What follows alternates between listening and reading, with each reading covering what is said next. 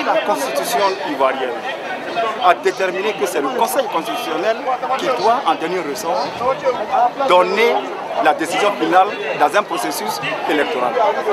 Pourquoi en France cela est acceptable et en Côte d'Ivoire on ne peut pas le respecter? Juste parce que nous sommes des Noirs.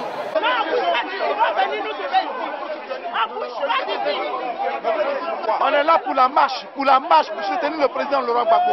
Il a été élu, qui a été élu démocratiquement. Ça, c'est la meilleure photo. Voilà. C'est la meilleure photo. Soutien au président Laurent Gbagbo. Voilà. Je voudrais dire merci pour nous donner l'occasion de nous exprimer. Ça permet un peu d'évacuer parce que ce qui nous revient du pays est grave. L'armée française, à cause de Nicolas Sarkozy, est en train d'assassiner des pauvres citoyens ivoiriens. Des Ivoiriens qui ont voulu simplement choisir un président. Le président Laurent Gbagbo, ils l'ont bel et bien choisi. Il a gagné à 51%.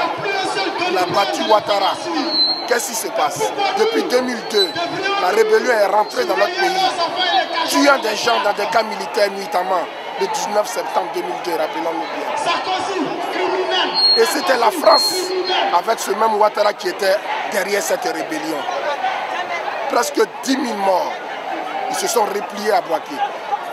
Pour cette crise, nous n'avons pas gouverné le pays et Gbagbo Laurent n'a pas gouverné le pays. Aujourd'hui, ils nous font aller aux élections avec des gens en armes. Ils lui ont mis la pression, il est allé aux élections. Élections qu'il a gagnées parce qu'ils ont voulu truquer les élections, il a quand même gagné. Malgré ça, la France n'a pas baissé les bras. Nicolas Sarkozy avec l'ONU ont décidé d'accomplir leur coup d'État qu'ils avaient raté et de tuer les Ivoiriens et de tuer Gbagbo Laurent aujourd'hui.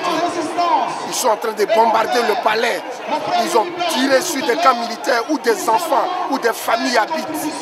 Ils ont tiré sur le campus pour tuer des jeunes Ivoiriens. Ils avaient commencé ça depuis en 2004. En tirant sur des étudiants, en tirant sur des patriotes, en tirant sur des Ivoiriens devant l'hôtel Ivoire, aux yeux aussi de tout le monde. Personne n'a parlé.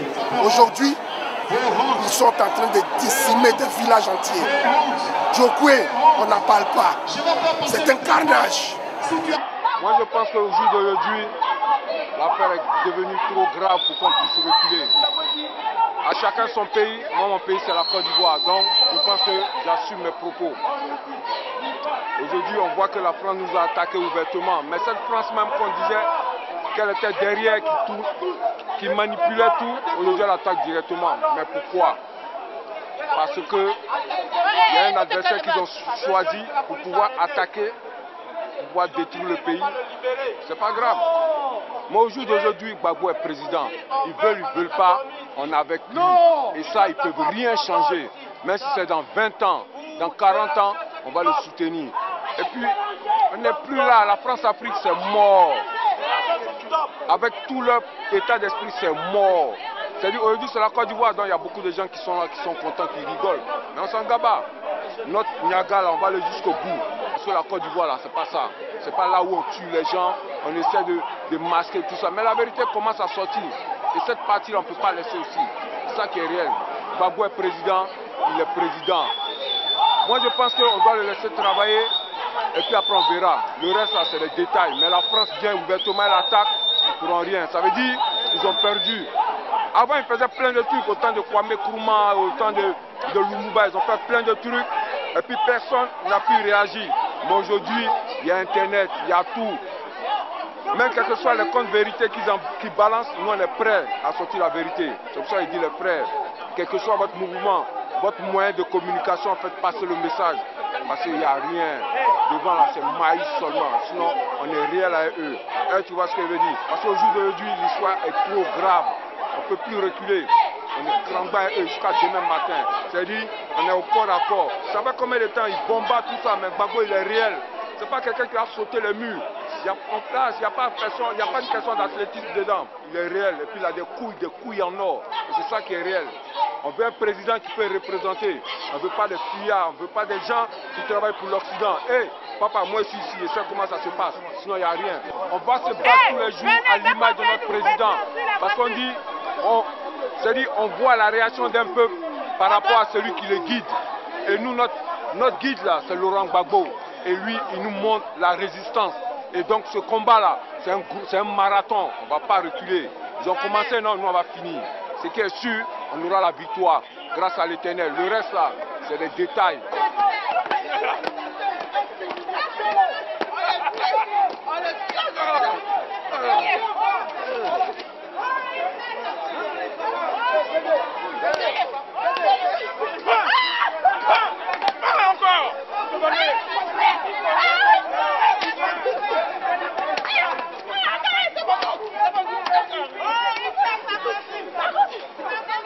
En fait, c'est un cri de cœur que je lance ce soir vis-à-vis de tous les Africains aujourd'hui qui nous regardent.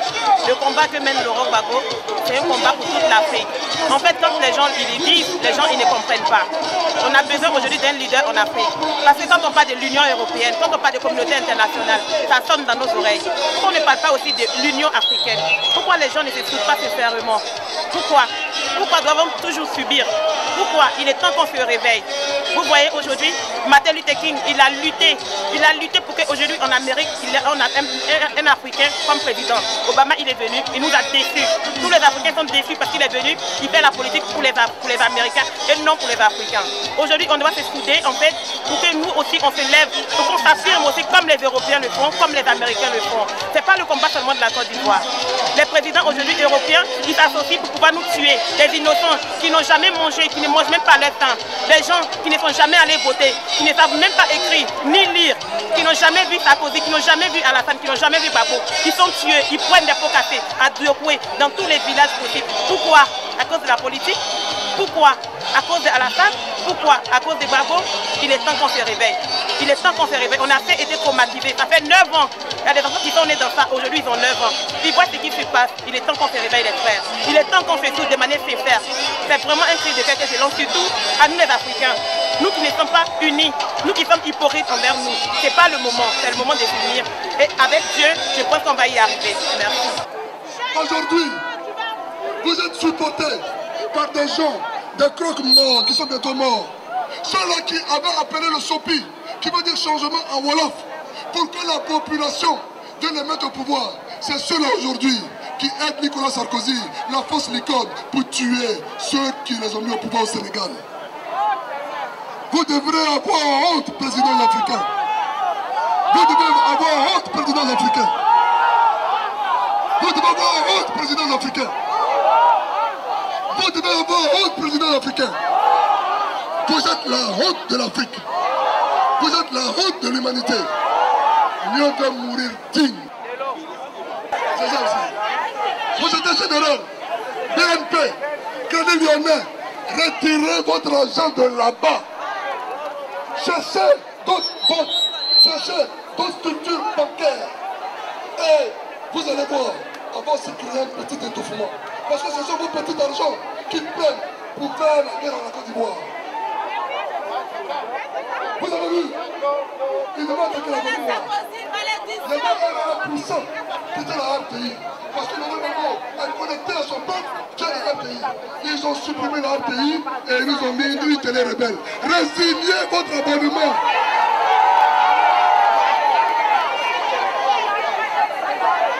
Résignez vos abonnements. J'ai déjà résilié même. Depuis, j'ai déjà résilié. Camarades militants, camarades militantes, africains, dignes africains, sachez une chose, il ne se passera pas un jour sans que nous ne manifestions. Nous manifesterons tous les jours, avec ou sans autorisation, jusqu'à ce que la force d'occupation, cette force hitlérienne qui est à Abidjan, rentre en caserne ici. Alors, soyez mobilisés. Soyez mobilisés. Dès qu'on vous appelle, venez. Ne cherchez pas à savoir si c'est sécurisé ou si ce n'est pas sécurisé. Vos parents ne sont pas sécurisés en Côte d'Ivoire. je voudrais m'adresser directement au président Sarkozy et au président Obama et à toute la communauté internationale. Nous, Ivoiriens, avions nos lois, avons nos règles, avons nos constitutions. Le président Laurent Gbagbo a été élu par les Ivoiriens. Il est inadmissible qu'une armée étrangère parte en Côte d'Ivoire et parte pilonner, et j'allais dire la résidence du président de la République, sous prétexte que c'est pour protéger les civils. Les civils ivoiriens ne sont pas à la résidence comme on appelle ça, les civils ivoiriens ne sont pas devant le président de la République. Il faudrait que les gens arrêtent dès maintenant à tuer et à continuer de tuer les Ivoiriens. On ne peut plus fondamentalement accepter ce genre de choses. Nous sommes aujourd'hui au XXIe siècle. Ils ont attaqué l'Irak. Ça donne quoi aujourd'hui? Ils sont en train d'attaquer la Libye. Ça donne quoi aujourd'hui? Ils ont attaqué l'Afghanistan. Ça donne quoi aujourd'hui? Ils vont venir mettre la Côte d'Ivoire dans un autre bourbier où ils ne vont jamais s'en sortir. Il faut qu'ils arrêtent. Il faut qu'ils laissent les Ivoiriens régler leurs problèmes. On ne veut pas de Ouattara en Côte d'Ivoire. Il faudrait que les gens le sachent. Il faut que ce soit su. C'est pourquoi, dans ce cri de cœur, je vous dis ceci. Je leur dis qu'aujourd'hui, là, on a des amis qui meurent partout. Des villages sont rasés. Djoko a été rasé. Près de 2307 morts sous les balles de la France. C'est un pays que nous aimons. On ne peut pas accepter que les gens se comportent comme ça. Pourquoi on vient et on se plaint? Je voudrais vous remercier de l'occasion que vous nous offrez pour pouvoir crier, pour pouvoir dire haut et fort. Je sais qu'ils verront. Mais il faudrait qu'ils sachent que la Côte d'Ivoire, là, c'est le pays où nous, Ivoiriens, sommes prêts à mourir pour notre souveraineté et pour notre pays et pour notre président Laurent Gbagbo. C'est tout. Merci. Je suis Tidiane Oula, représentant d'un parti politique déjà au niveau de la France. Si nous sommes là ce soir pour manifester devant le ministère de la Défense, le lieu est hautement symbolique parce que ce sont les militaires français qui tuent aujourd'hui les Ivoiriens. C'est l'armée française qui aujourd'hui agresse les institutions en Côte d'Ivoire. Et vous savez qu'aujourd'hui, 7 avril 2011, c'est un jour symbolique pour nous les Africains. Parce que le 7 avril 1994, il y a eu le génocide au Rwanda. Et chose curieuse, c'est qu'à cette époque, le début du génocide, donc ça veut dire que ça fait 11 ans aujourd'hui que le génocide du Rwanda a débuté. Et chose curieuse, c'est que M. Sarkozy à l'époque était le porte-parole du gouvernement, ministre du budget. M. Gérard Longuet était ministre de la Défense et M. Alain Juppé était ministre des Affaires étrangères. Et c'est ce trio qu'on retrouve aujourd'hui qui attaque la Côte d'Ivoire. Donc c'est un trio d'assassins, c'est un trio de criminels. Voilà, donc je pense que les Ivoiriens seront mobilisés jusqu'à ce que la France libère la Côte d'Ivoire. Parce que c'est une crise ivoiro-ivoirienne. La France n'a rien à voir là-dedans, le Russie n'a rien à voir là-dedans pour attaquer les Ivoiriens. Je vous remercie. Alexis Zawa, représentant de l'UNG en Europe et membre du collectif des partis politiques de France. D'un conflit post-électoral, voilà, nous sommes arrivés. Je pense que la France doit faire preuve de sagesse, M. Sarkozy doit faire preuve de sagesse et suivre la voie que prend la Russie. Parce que c'est un conflit ivoiro-ivoirien et que nous sommes capables aujourd'hui de mener ce combat-là, de nous asseoir autour d'une table et de parler. Le président Gbagbo a été élu par le peuple ivoirien. Et le Conseil constitutionnel l'a confirmé. À partir de là, tout ce qui va se passer après, les Ivoiriens doivent s'asseoir pour parler. Ils doivent s'asseoir pour parler. Ce qui se passe aujourd'hui est simplement étonnant et très embêtant pour le monde et pour l'Afrique. Je pense qu'il est temps que l'Afrique se prenne en main. Il est temps que l'Afrique s'unisse à partir de ce conflit-là, à partir du conflit de la Côte d'Ivoire. L'Afrique doit être unie. Pourquoi? Parce que là, aujourd'hui, la France attaque, mais de façon frontale, la Côte d'Ivoire. Pour un conflit qui n'a rien à voir avec l'extérieur, c'est juste un conflit interne qui doit être réglé en interne. Mais nous savons tous que tout part sur une base d'intérêt économique. Et là, ils sont dessus parce que ce qu'ils avaient prévu, c'est-à-dire le Rwanda bis qu'ils voulaient emmener en Côte d'Ivoire n'a pas eu lieu. Parce que les Ivoiriens savent, les Ivoiriens sont conscients, nous sommes tous conscients que nous vivons tous ensemble. Ce qui fait que ce qu'ils pensaient faire naître en Côte d'Ivoire n'est pas né. parce que nous sommes tous ensemble, nous vivons tous ensemble. Moi j'ai vécu beaucoup de périodes en Côte d'Ivoire, depuis ma tendre jeunesse. J'ai vécu avec des gens du Nord, de l'Est, de l'Ouest, on se connaît tous. Aujourd'hui, ils veulent forcément nous opposer. Et comme par hasard, il n'y a que l'Ouest qui souffre, il n'y a que l'Ouest qui a des problèmes, il n'y a que l'Ouest qui est attaqué. Le Nord est tranquille. Ils sont en train de semer, d'inoculer le venin entre les Ivoiriens, la haine entre les Ivoiriens. Ce n'est plus nous qui sommes pro-Gbagbo, ce n'est plus LMP qui le fait, c'est le camp d'en face. Parce qu'il n'y a que les gens de l'Ouest, il n'y a que les gens du Sud qui sont attaqués. Et ça, j'espère et je le souhaite qu'il n'y aura pas une question de revanche. Parce que je sais qu'à l'Ouest, on a assez posé, on est parti beaucoup pour le dialogue. Je dirais encore, je vais aller plus loin que ça parce que à l'Ouest, nous avons accepté, nous avons admis, nous avons hébergé nos amis du Nord. Nous leur avons donné des terres pour qu'ils vivent. Aujourd'hui, ce sont ceux-là qui sont la base arrière des rebelles qui viennent nous attaquer. Ceux que nous avons hébergés de bon cœur, nous leur avons offert des portions de terre pour qu'ils vivent. Eh bien voilà, c'est ceux-là qui nous donnent la pâture. Je sais que les gens de l'Ouest sont des gens de paix et de conciliation. Je demande simplement aux Ivoiriens d'être patients.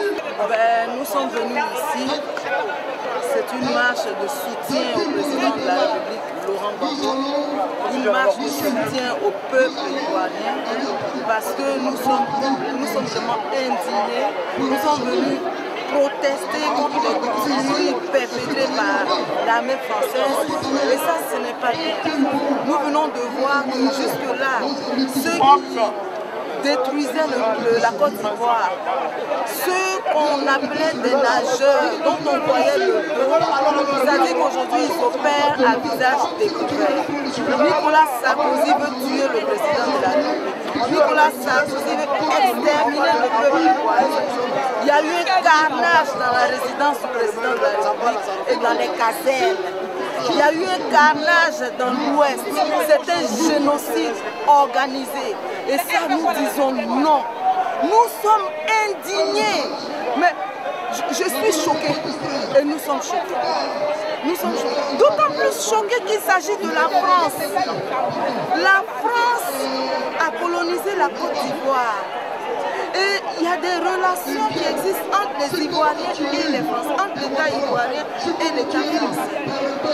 Pour un simple problème de contentieux qui ne regarde même pas la France, parce que là, c'est une affaire ivoiro-ivoirienne qu'on peut régler entre nous. Le président Laurent Gbagbo a gagné et point c'est tout. Mais après, bon, s'il y a des petits soucis de gens qui pensent, ça peut se régler entre nous. Qu'est-ce que la France vient de faire dans cette histoire? Au point de bombarder la résidence du président de la République, bombarder les casernes où vivent des familles, tuer des Ivoiriens dans la cour, tuer des Ivoiriens, mais les corps traînent partout, organiser un génocide dans... Nous disons non. Et trop, c'est trop. Donc nous sommes venus manifester pour crier notre indignation et exiger le départ immédiat de l'armée française de la Côte d'Ivoire. Et tant que l'armée française sera là-bas, nous serons toujours là. Donc nous avons organisé un sitting mardi, mercredi, jeudi, demain vendredi c'est à Matignon. Mais entre-temps, demain matin, il y aura quelque chose d'improvisé devant une chaîne dont je ne dirai pas le nom. Mais il faut le faire parce que ces chaînes de télévision ont donné encore des informations mensongères qui peuvent en tout cas entraîner un soulèvement populaire contre la Côte d'Ivoire, nous disons non. Et samedi, nous serons à la Bastille pour également un sitting. Mais dimanche, nous allons marcher. Mais dimanche, nous marcherons donc de République, départ République à 13h, rassemblement à République, départ de République jusqu'à la nation, nous allons marcher, crier, nous avons mal. C'est le lieu de dire au peuple ivoirien que les Ivoiriens qui vivent en France les soutiennent. C'est le lieu de dire au président de la République qu'il a notre soutien le plus indéfectible et qu'il faut qu'il tienne. Et nous sommes certains qu'il va tenir parce que c'est là où on voit les garçons et le président Gbagbo s'en dit. Je suis venu ce soir pour exprimer une indignation parce que ce que j'observe en ce moment, c'est inhumain et c'est inimaginable. Je ne peux pas comprendre que la France, qui est un pays démocratique soi-disant, puisse outrepasser des règles élémentaires de droit pour aller tuer les Ivoiriens en Côte d'Ivoire. D'après les informations que nous avons, même si nous ne siégeons pas au Conseil de sécurité, mais nous savons que le Conseil de sécurité n'a jamais donné en tout cas l'ordre à la force de Russie et du corps de tuer les Ivoiriens. Malheureusement, la France, qui s'occupe comme toujours des questions relatives à la Côte d'Ivoire, a rusé avec le Conseil de sécurité en prétextant aller protéger sa population. Mais protéger la population française en Côte d'Ivoire, est-ce qu'il y avait vraiment un risque? Depuis que les Français sont en Côte d'Ivoire, et même depuis que la crise a éclaté en Côte d'Ivoire, jamais aucun Français n'a été inquiété par un Ivoirien tel. Donc, on ne voyait pas la nécessité d'aller protéger spécifiquement la population française. Mais, soit, on peut comprendre une inquiétude. Donc, ils peuvent être inquiets, c'est normal. Mais s'ils sont inquiets pour leurs membres, enfin leur famille, s'ils sont inquiets pour leurs ressortissants. Comment? Pour leurs ressortissants, comment ils peuvent imaginer notre ressentiment lorsqu'ils tuent nos frères sur notre territoire? Comment peut-on comprendre que la France du général de Gaulle, la France de René Cassin, peut aujourd'hui tirer sur des innocents? Qu'il y ait des problèmes avec les gouvernants, même si nous savons qu'il ne devait pas avoir de problèmes parce que quand même dans une société d'hommes, il y a des règles. Et les règles que les gens respectent, c'est ce qu'on appelle les lois, la constitution.